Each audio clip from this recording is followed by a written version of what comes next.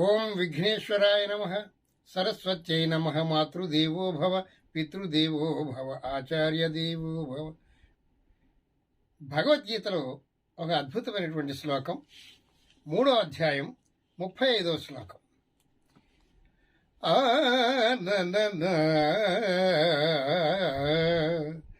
శ్రేయాన్ స్వధర్మో విగుణః పరధర్మాత్ స్వనుష్ఠితాత్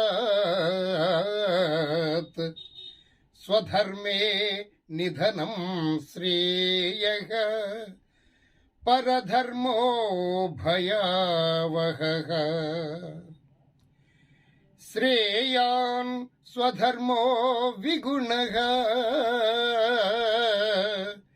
పరధర్మాత్ స్వనుష్ఠితాత్ స్వధర్మే నిధనం శ్రేయః పరధర్మో భయావహః. శ్రీ భగవాన్ ఉవాచ. కృష్ణ పరమాత్మ అంటున్నారు, శ్రేయాన్ స్వధర్మో విగుణః. స్వధర్మము పరధర్మము అని రెండు ఉంటాయి కదా. స్వధర్మం అంటే నీవు ఆచరించవలసినటువంటి ధర్మం. పరధర్మము అంటే ఇతరులకు అనుకూలమైనటువంటి ధర్మం. స్వ అంటే నీవు, నీ ధర్మం. స్వధర్మము నీవు చేయవలసినటువంటి పని. పరధర్మం అంటే ఇతరులు చేయవలసినటువంటి పని అని మనం కనిసేపు అనుకుంటే, శ్రేయః శ్రేయాన్ స్వధర్మో, నీకు నీ ధర్మము నిర్వర్తించడము శ్రేయః. ఎలాగా?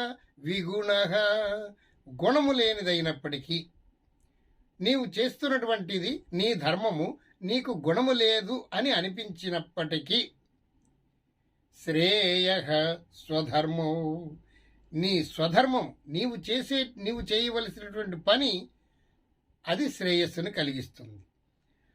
పరధర్మాత్ స్వనుష్ఠితాత్, ఇతరుల యొక్క పని, ఇతరుల యొక్క ఆచరించేటువంటిది చక్కగా ఉన్నది అని నీకు అనిపించినప్పటికీ అది మంచిది కాదు. పరధర్మో భయావహః, ఆ ఇతరులు ఆచరించేటువంటిది మంచిది అని నీకు తోచినప్పటికీ అది నీకు మంచిది కాదు.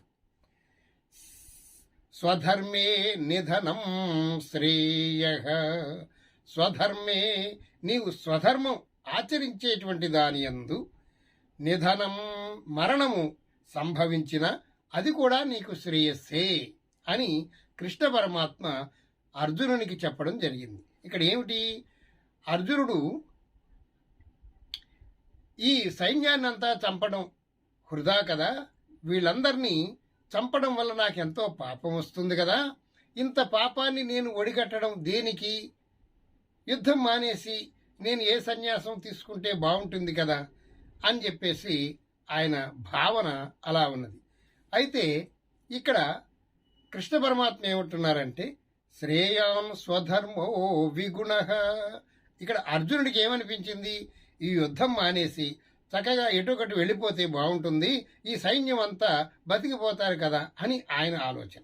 కానీ ఇక్కడ కృష్ణ పరమాత్మ ఏమంటున్నారు? శ్రేయాన్ స్వధర్మో విగుణః. ఇప్పుడు నీకు యుద్ధం చేయడం అనేటువంటిది మంచిది కాదు అని నీకు అనిపిస్తుంది. కానీ నీవు క్షత్రియుడవు కాబట్టి, రాజుగా పుట్టావు కాబట్టి నీవు చేయవలసినటువంటి ధర్మం ఇదే. రాజ్యాన్ని రక్షించడం, దుర్మార్గులను శిక్షించడం, సన్మార్గులను రక్షించడం నీవు చేయవలసిన పని ఇది. కానీ నీవేమనుకుంటున్నావు? ఈ యుద్ధం చేయకుండా నేను పక్కగా వెళ్ళిపోతే బాగుంటుంది, వీళ్ళందరూ బతికిపోతారు కదా, కనీసం భిక్షమెత్తుకునైనా బతకొచ్చు కదా, సన్యాసం తీసుకునైనా బ్రతకొచ్చు కదా, ఈ జానుడి పొట్ట కోసం ఇంత మారణ హోమం చెయ్యాలా అని అర్జునుడు అనుకుంటూ ఉన్నాడు. అందుచేత కానీ నీవు సన్యాసిగా నీవు పుట్టలేదు కదా, నీ ధర్మం ఏమిటి? క్షత్రియుడిగా పుట్టావు కాబట్టి రాజ్యాన్ని పరిరక్షించవలసినటువంటి అవసరం నీకున్నది. యుద్ధం చేయడం అనేటువంటిది నీ ధర్మం. యుద్ధం చేయకుండా నీవు సన్యాసాన్ని స్వీకరిస్తాను, నేను మధుకర వృత్తితో నేను బ్రతుకుతాను అనేటువంటిది అధర్మం అయ్యా. అది ధర్మం కాదు. అది నీకు శ్రేయస్సును కలిగించదు. స్వధర్మే నిధనం శ్రేయ. నీవు యుద్ధం చేస్తే ఒకవేళ నీవు ఇందులో చనిపోయావనుకో, అయినా సరే నీకు కీర్తి తెచ్చిపెడుతూ ఉంటుంది. అంచేత పరధర్మము చాలా భయంకరమైనది. ఆ సన్యాస ధర్మము, ఈ యుద్ధాన్ని వదిలిపెట్టేసి నేను క్షత్రియుడును అనేటువంటి మాట నువ్వు మరిచిపోవడం అనేటువంటిది అధర్మము. ఇతరుల ధర్మాన్ని నీవు కోరుకోవడము అది భయంకరం. అందుచేత నీ ధర్మాన్ని నీవు నిర్వర్తించాలి అని అక్కడ అర్జునుడు శ్రీకృష్ణ పరమాత్మకు ఉపదేశం చేశారు. ఈ శ్లోకం వల్ల మనం నేర్చుకోవాల్సింది ఏమిటంటే, మనము విద్యార్థి దశలో ఉన్నప్పుడు, విద్యార్థి అంటే విద్యను అభ్యసించడానికి కాలేజీలో చేరినప్పుడు విద్యను అభ్యసించాలి గాని ఇతర వాటిల్లో ఎక్కువ జోక్యం చేసుకోకూడదు అనేటువంటి సూక్తి మనకు కనబడుతుంది. కొంతమంది విద్యార్థులు రాజకీయాల వైపు, రకరకాల వైపు, ప్రేమ వ్యవహారాల్లో కూడా పడుతూ ఉంటారు. కానీ ఈ విద్యార్థి అనేటువంటి యొక్క ఆయన ధర్మం ఏమిటి? విద్యను అభ్యసించడం. విద్యను బాగా నేర్చుకొని మంచి ఉత్తీర్ణత చెంది అది తన జీవితానికి ఉపయోగపడుతుంది. కాబట్టి శ్రేయ, విద్యను అభ్యసించడం శ్రేయస్కరాన్ని కలిగిస్తుంది. అలా కాకుండా రాజకీయాల్లో తిరగడం కానీ ఇతరత్ర వ్యవహారాల్లో తలదూర్చడం అవంతా కూడా పరధర్మం కింద వస్తుంది. ఈ స్వధర్మం అనేటువంటిది నీవు విద్యను అభ్యసించడమే స్వధర్మం. కానీ మిగతా ఈ స్వధర్మాన్ని వదిలిపెట్టి నీవు పరధర్మంలో గన నీవు ఆచరించినట్లయితే అది నీ భవిష్యత్తును దెబ్బతీస్తుందయ్యా అని అర్థం కూడా మనకి గోచరిస్తుంది. అలాగే ఒక వ్యాపారం చేస్తున్నటువంటి వ్యాపారికి ఇంకొక వ్యాపారం చాలా బాగుంది అనుకుంటాడు. తను చేసేటువంటి వ్యాపారంలో చాలా నష్టాలు కష్టాలు ఉన్నాయి. ఇతరులు చేసేటువంటి వ్యాపారం చాలా బాగుంది, అతను బాగా చేస్తున్నాడు, వ్యాపారం బాగా ధనాన్ని సంపాదిస్తున్నాడు అని మనకి అనిపించవచ్చు. కానీ స్వధర్మం, నీవు చేసే వ్యాపారం నీ ధర్మం, స్వధర్మం. ఇతరులు చేసేటువంటి వ్యాపారం పరధర్మం. అయినా ఇతరులు చేసేది బాగుందని నీవు భ్రమించి ఇతరులు చేసేది నీవు చేయాలని ప్రయత్నించినట్లయితే అందులో ఇతరులు చేసేటువంటి దానిలో నీకు అనుభవం ఉండదు. కాబట్టి ఆ వ్యాపారంలోకి వెళితే మొట్టమొదటగా నువ్వు నష్టాన్ని చవిచూస్తావయ్యా. అది భయావహం.